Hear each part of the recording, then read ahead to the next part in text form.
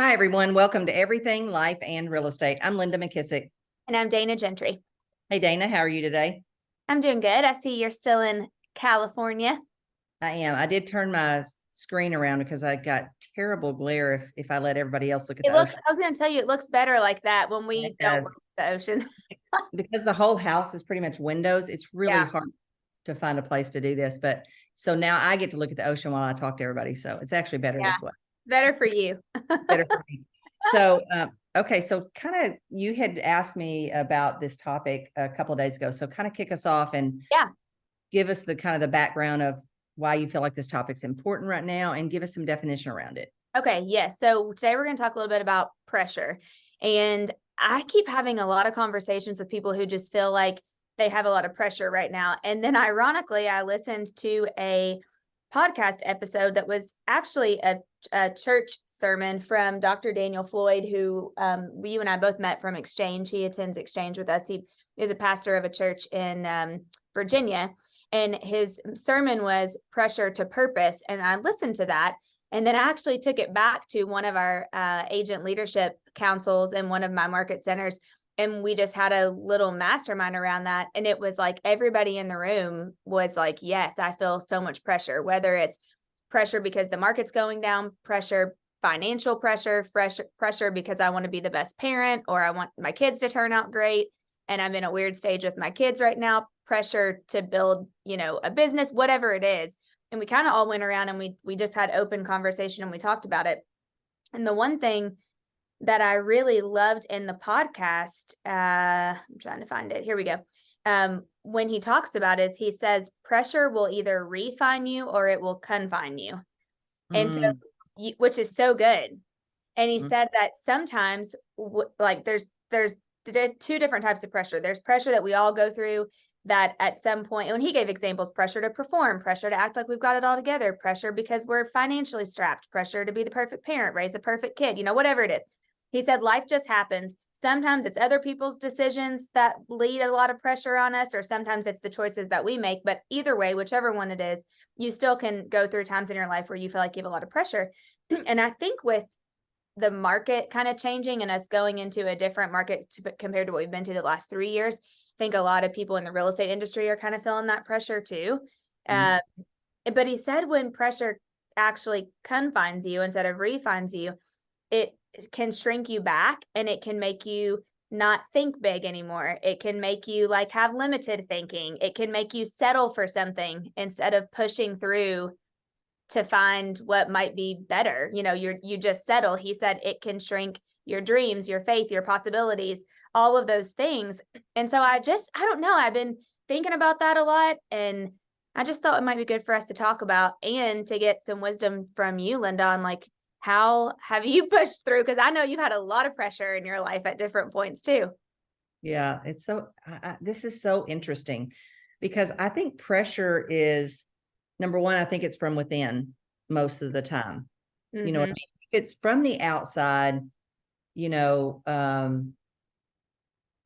I still think it winds up being within. In other words, like we all have like, people that expect things of us.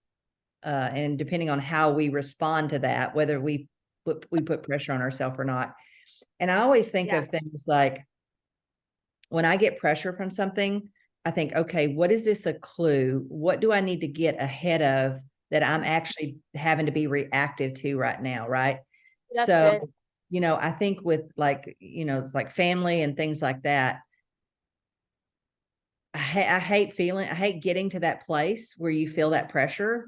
And so it's almost like if I get there, I say, okay, how do I not get here again?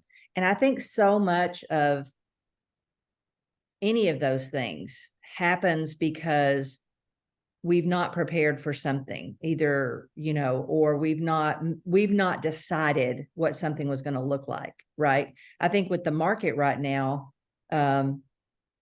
agents kept hearing that it was going to tighten up, but either number one, didn't know what that actually meant to them or what they should be doing because of that. And so now you feel like you're behind the 8 ball. I always feel like if there's pressure coming, I'm behind the 8 ball somewhere, right? Some of it, are crazy people, right? You're just going to have crazy people in your life. But even that, I think, has a way that you can be prepared for those people. Yeah. And I think, you know, too, and I say this all the time, and this has been top of my mind because you and I both have been talking about Ben Hardy lately, but I think when we live in a 2X world, there's more pressure. Yeah. When we get above all that, like for right now, you know, I wrote down a couple things I wrote down is one, what does being in this situation right now tell you need to do in the future? In other words, I just remember being in situations where the market would shift, and I'm watching agents do it too. I'm getting those calls going, gosh, we're running out of money here. You know, we've got it for the first time in a long time. They've got a negative dollar amount. But my thought is if you look at history, this is not abnormal. These come, they come ever so often. I was at a mastermind the other day that I led with Bruce Hardy, and Jimmy and I did it for building wealth in top 100 in Boise. And he showed a chart that when a market hits the peak rates for the last 3 times in history, 14 months after that, there was some kind of crash. Wow. So I think number one, we need to say, okay, I might not be prepared now. So what do I need to do right now? Ask yourself, what's the real problem? Where's the real pressure coming from? There's a great exercise in Fierce Conversations called mineral rights. Yep. You should carry that with you and hand it to somebody and say, because I think what happens when the pressure happens, we can't see clearly. You know, you and I talked about walking through a mineral rights on an episode. We should do that. Yes, we'll do that. Let's do that next time. Yeah, we'll do Because that. I think we can't see the forest for the trees. And so, you know, I think having someone just say, what is the real problem? Yeah. Okay, what's the real problem? And usually it's not the first thing somebody says, it's like the third or fourth thing. And just staying in that silence until they get to the root of what the real problem is. Well, maybe the real problem is, I don't know how to lead generate. Yeah. You know, maybe the real problem is, I don't know how to do scripts to get price reductions. You know, maybe it's, I have not prepared to build wealth so that you and I said this the other day. I think I said it to you. I used to always have this saying, if I've got 10 deals in the hopper and one falls out, there's no pressure. Yeah. If I got one deal in the hopper and the deal falls out, there's pressure. A lot. Yeah. Right. So it's kind of almost getting so uncomfortable with what that pressure is telling us that you say, okay, not only do I want to get out of this immediate, but what do I do in the future?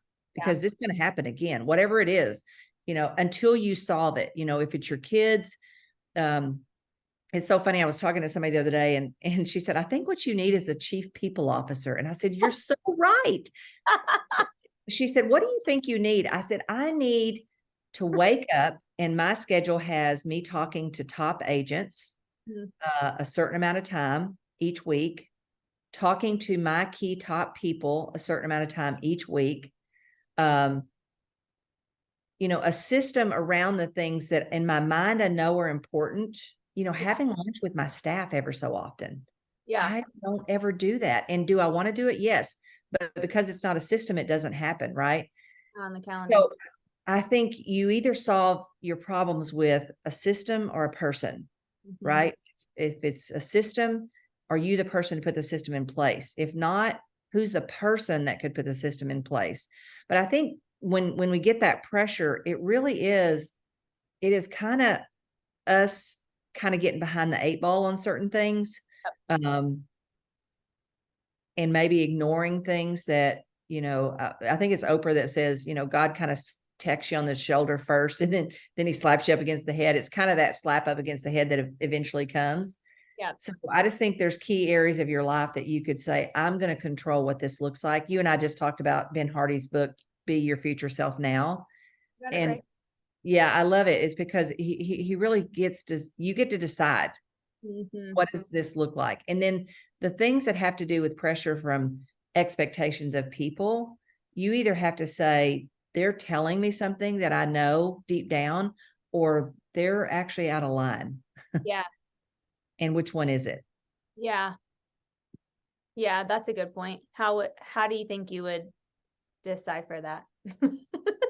Well, I think you decipher which one it is. Yeah.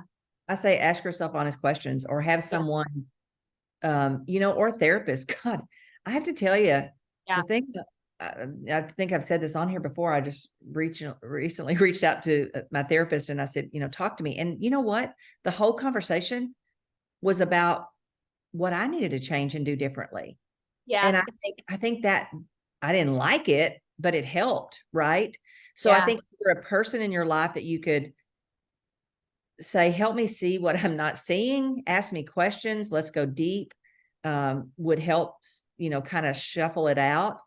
And then what's the saying that Gary says all the time when it's like, Press knows it so well. It's the something man. In other words, it's when a person doesn't respond in a normal way.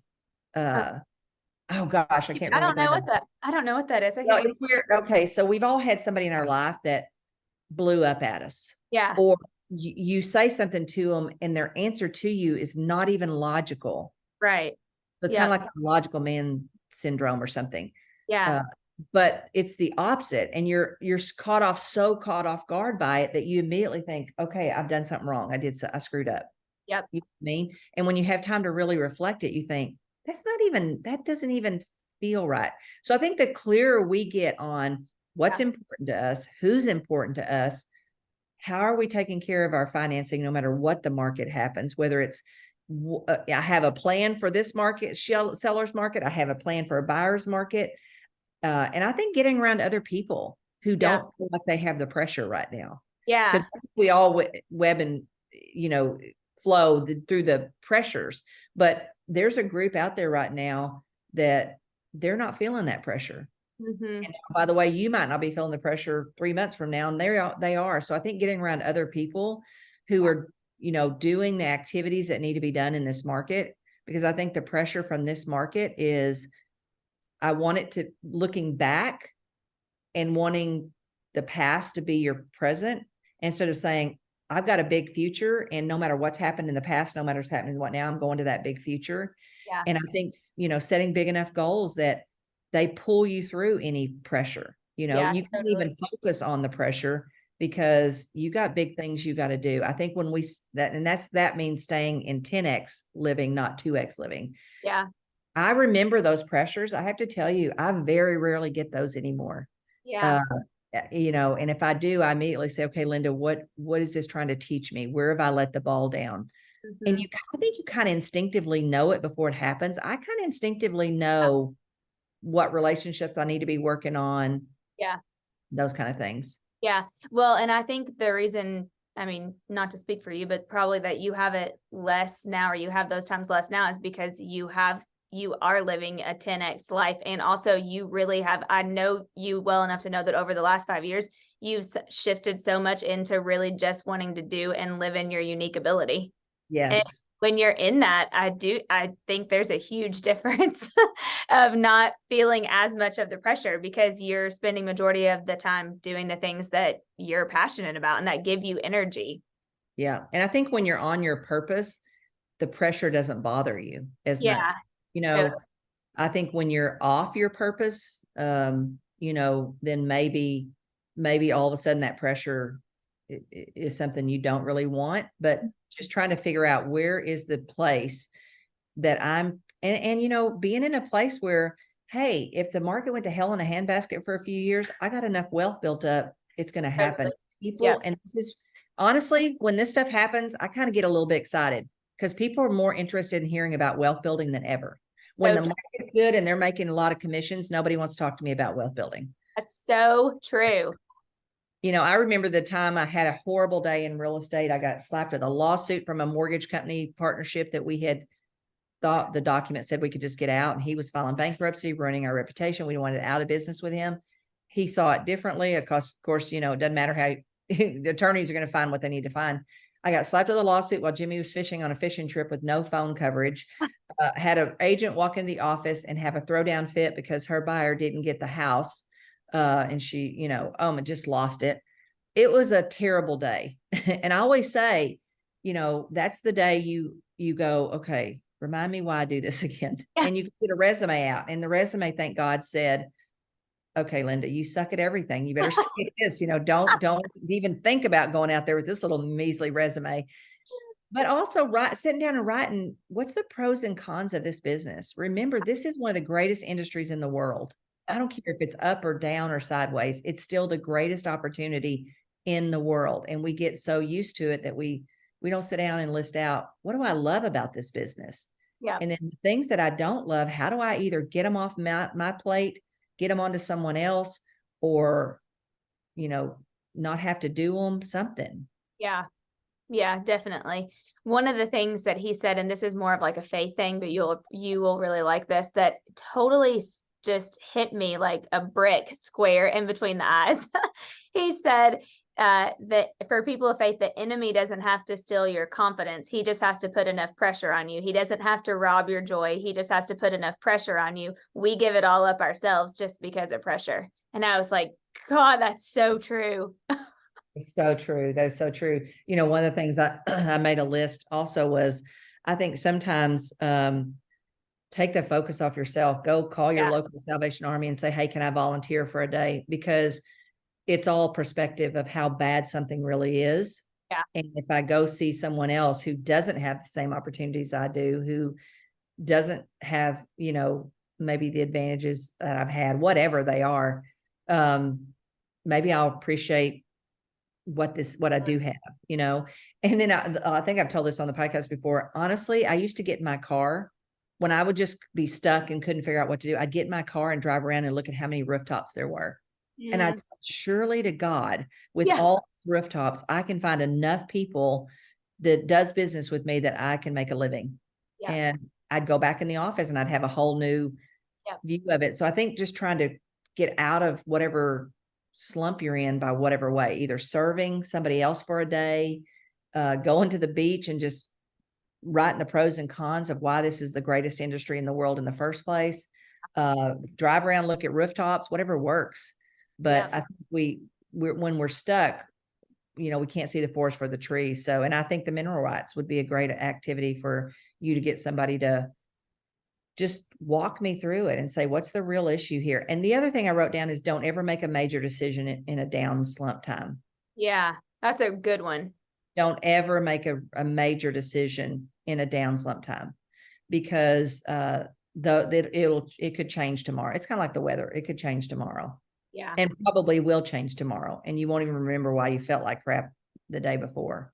Yeah. I was actually talking about something, I don't know, a couple days ago to Adam, and he said, you don't even need to think about that right now. Until you feel like you're in a better place from your dad, you are not making any major decisions. Like, do not make any major decision right now. He was like, you're not in a place to make a major decision. I was like, okay, that's actually good advice. And something that helped me when my mother passed away was looking at the regrets that she had when she passed away. And we were fortunate enough for her to call everybody in and let us know that she did have regrets, which was kind of enlightening for us, because we thought maybe she didn't see any of those things. Right. And not that I wanted her to have regrets, but that was her choice. Right. Right. But what it made me realize is it gave me a fire in the belly to not waste 1 second of this precious life that we're given. I bet her life went like a flash of an eye. Mm-hmm. And she spent it with drunk friends, drinking vodka herself. I mean, and I think it was like Groundhog Day, probably every day for her. And to get to the end of your life and look back and think, God, where did it go? And what in the heck did I do with it? Yeah. So I kind of keep that as a reminder That's that great. I want to think about her regrets, and how do I not have those same regrets? How do I do my best to not have those very same regrets? And then I also realized that just because somebody has an expectation of you doesn't mean it's accurate. Yeah. I used to believe every expectation that somebody had of me, but I think that's a big burden to carry. I'm bad about that for sure. So, I mean, kind of check it off and say, is that even a realistic expectation that person should have of me? Yeah, totally. And will they be in my 3-foot ring when it's over? My 3-foot rule at the end of my life? I don't think so. Yeah. Yeah, You I totally, yeah, that's great. I think that's great. That was great for me to hear. That's great for a lot of other people to hear too. people that have grown kids, um, something that's kind of been a shocker to me was sometimes sometimes it doesn't matter what you think you're doing or what you're doing. They might have expectations that are different, but that doesn't mean that you're wrong. It means you get to decide what you deliver in that relationship. You get to decide what it looks like. Because I've just learned from listening to like grown kids, even someone that weren't mine. And I think, number one, I don't think anybody's ever going to feel like somebody does enough. And then number two, I don't think that we should get caught up on what other people's expectations are. I get to define what my role is. And so if I'm not doing that, I think I stand a chance to, if I don't do that in advance, then I think I get to feel like I'm letting everybody down. Does that make Yeah. sense?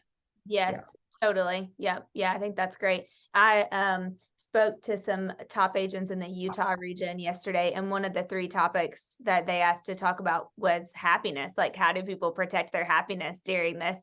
And it just seems like it's coming around from all angles, like, what everybody wants to Well, I talk would say, first of all, happiness better not be about your deals you're doing. right. Happiness is Totally. happiness. Deals are deals, right? Well, and I remembered what Tim Grover said. I don't know if you remember this, not, but I'm sure you will, because it was one of our favorite parts. But he said, something like winners require more balance, and you don't find it, you create it. And it's the same thing with success and happiness. You don't just stumble upon it one day, like you intentionally create those things. And I think there's a lot of people sometimes that get stuck in the like, it's just going to show up, but really it's the same thing about, you said, even about being a parent or with your mom, like you have to be intentional about not doing those things. And it's the same thing with creating your balance and your success and your happiness. So true. And, I think with happiness, you got to say, what makes me happy? And why am I not happy right now? Is it because I feel like the real estate world isn't doing what it needs to do? Because that at the end of the day probably really isn't your real happiness. Your real happiness is your family. And so, if you're slipping there somewhere, I'd say, sit down and write it out and make a plan to fix it. Right. But I don't know. I think happy. I loved a quote that Holly Perry used to have on her phone all the time. It says, "I'm happy where I'm at while I'm pursuing all I want." Oh, that's good. Yeah. I love that. So, and I think we all have down days, but I don't think anything is big enough to interrupt happiness for very long, right? Because I think if happiness should be something that is there no matter what in the heck is going on with the rest of, economy or anything else. Because most of the time the things that make us happy are free. Yeah. you know. I remember one time when Gary said, you guys think I have all this stuff, but at the end of the day, if you took every single thing away and I still had my faith, my family, and my health, I would be just as happy as I am today. And I thought that's powerful. That is powerful. And I think COVID taught us that. Yep. Honestly, what did we go seek when COVID happened? Family, beaches, the mountains, be healthier. nature, be healthier, all of those things. Yeah. So I just think that we need to get back to making sure those things are in line. And then if the economy is going to do what it's going to do, are you prepared for what it's going to do? That's the big question. And if not, then what's your game plan between now and the next time this happens to be prepared? Not be at the whim of, 2 or 3 transactions that fall apart. Yep. So true. Yeah. Or one person leaving your team or, whatever it is. Yeah. And, yeah, so true. And I think sometimes the pressure that we get from when team members leave is, oh, well, they were just a bad apple. Okay. But let's turn that around. What if that's not true? Yeah. Is that true? Is that really, really true? I always tell the story about how Althea was a pain in Gary's side, but thank God they figured out how to work together because it was best for both of them to do that. And so I hear a lot of top people say, well, they were a bad fit. And I said, maybe so, but are they really trying to help you be better in some way? Yeah. Or tell you some big hole you have that the next person that comes along that feels like talent leaves because of this very same reason. Yeah, totally. Yeah. Yeah. And then, You've had hopefully this has been good for everybody. It's been good for me. yeah, one last thing I want to add is remember most winning comes from tenacity, and that's staying in the game long enough. Yeah. Because like Joe Harker told me one time, you don't know if you're on the 5 yard or the 50. And sometimes you feel like you must be on the 50 at least. But the truth is you might really be on the 5 if you just stay in there long enough. And again, this will pass. That's why I always tell leaders, you don't have the fortune of calling everybody in your organization and say, I'm having a really sucky day, because tomorrow you're probably going to have a great day and you won't call everybody back and say, oh, by the way, never mind, everything's great today. That's why I hate to hear a leader complain about the company, the market, the whatever, when tomorrow everything turns around for them, but they don't bother to, set the intention with everybody else again the next day. It's already set. Yeah. I gotta tell you one thing. I'm trying to find it right now. This was so good. We had James Shaw in Columbus yesterday. It was a new class. It was only the second time he taught it. He taught it for Nikki's offices as a test, and then he came and taught it for us. And it is so good. I mean, What's it called? It's called Rise. Okay, good. Real estate inspiration, strategy, and execution. And he was, it was just so good. Like the feedback has been absolutely amazing. But something that you just said reminded me of two things he said. The first one was he gave us or no, maybe it wasn't him. Never mind. On the growth call, they said 77% of realtors today think negatively about the market. Yesterday, they told us that on the top OP call. Wow. And I was like, good grief, that's a lot. But the one thing that James shared that I thought was so good was, where is it? It's a third, and a third. And he talked a lot about habit stacking. And I thought about you the whole time. He talked about doing different habit stacking. And where was the thing? He said, don't confuse difficulty with enjoyment. Hard and fun don't really go hand in hand. Like sometimes we think if something is, if we're just not enjoying it, it's difficult. But really, he said, it's not difficult to go door knock on 14 doors. You might not enjoy doing it, but it's not hard. If you can walk and you can knock, you can go knock on 14 doors. So he said, don't confuse difficulty with enjoyment and say like, oh, that's so hard. And then he said, everybody is going to have to understand the third rule. And I can't remember what book this came from. I didn't write it down. I'm going to have to text and ask him. But he said, a third of your days are going to be amazing. A third of your days are going to be okay. And a third of your days are going to be horrible. And he said, and that's just normal. He said, it's okay. It's how it should be with your life, with your business, with your relation. He said, that's just normal. And he said, if you can remember that on the horrible days, just know that 2 or 1 out of the next 2 is at least going to be amazing. And then 1 might be okay. But I was like, gosh, that's just a great reminder to think about. Mm-hmm. Yeah, that's good. Yeah. And I love that. And on the habit stacking, you made me think of something, somebody that feels like they're behind with their family.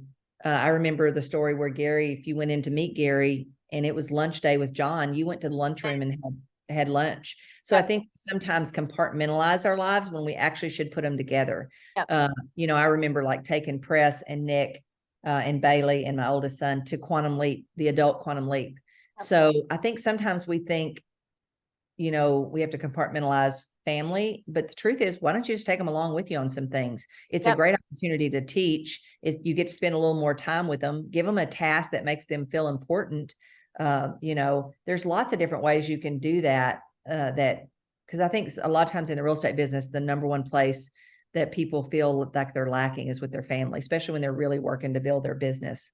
And I think if you just incorporate how to bring them along with you in it and include them, then I think that you will have that a little bit less, right? And I think if you're around great people, if you go to a great class, why wouldn't you want to expose your kids to it? Yeah. We're taking Addison and Amelia out of school to come to the summit this year. They're going to be there to listen to all you guys and all the speakers and John and everything. And I felt at 13 and 15, I feel like that's a pretty good, age. I mean, they'll pick up a ton of stuff.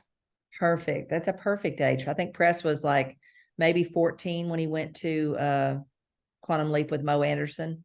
Yeah. And then finding people that you can put in their lives, get them around, let them listen. I think that's super important. It's not always you being the lecturer or the teacher, but they hear it from somebody else. Yeah, totally agree with that. Awesome. Awesome. Well, this has been great. Hopefully thanks for sharing all your wisdom, Linda, and hopefully everybody will appreciate that and get some good stuff out of today's episode. Yeah, you're welcome. And I'm feeling no pressure because I'm at the beach. So if you get a lot of pressure, just go to a beach somewhere. That pressure just releases like a pressure cooker. Perfect time to do it. So you could share when you're not under pressure. Yeah, exactly. But I'm going to look at that a third, and wonder where my third is. But I also think the third applies when you're in 2X, when you can move more to 10X and you can move more to in line with your purpose and your unique ability. I think those numbers go down. Yeah. Awesome. All right. Sounds good. Remember, if you have not, please go ahead and hit the subscribe button. And the greatest compliment you can give Dana and I is to pass this podcast along to anybody that you think that would benefit from these conversations. And if you have a guest, a challenge, or an opportunity you'd like to share with us on the podcast, reach out to us at info@everything life and real estate. And Dana, I guess I'll see you next week. Sounds good. See you then.